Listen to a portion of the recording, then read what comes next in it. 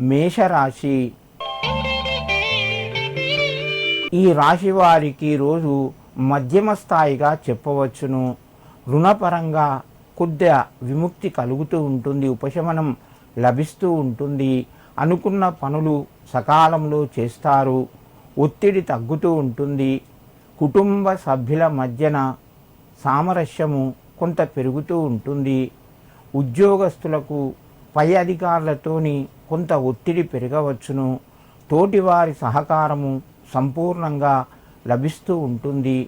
భూమి జాగలకు సంబంధించిన వ్యవహారాలు కొంత ముందుకు వెళ్తాయి.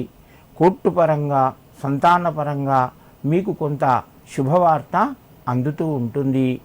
మేషరాశి వారు ఈరోజు శ్రీ విష్ణవే నమః అని చెప్పి 11 సార్లు చదువుకొని ఆ యొక్క లక్ష్మీనారాయణలకు నమస్కరించి మీ పనులు ప్రారంభించండి.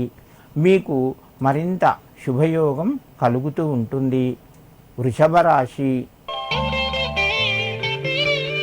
ఈరోజు ఈ రాశి వారికి కొంత జాగ్రత్తలు పాటించాలి.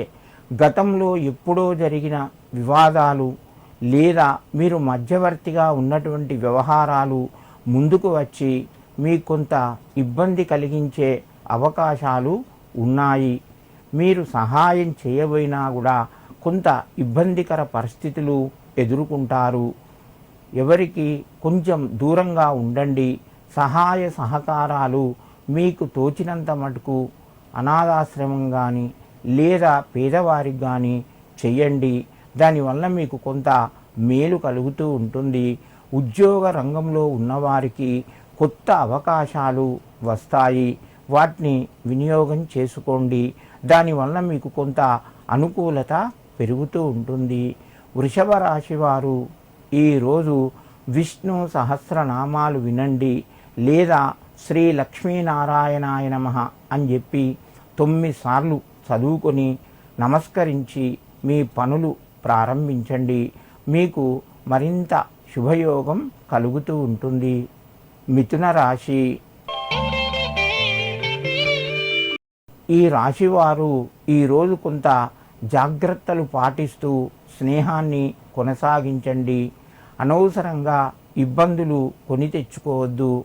మాట లోపట తొందరపడకుండా నెమ్మదిగా మాట్లాడండి.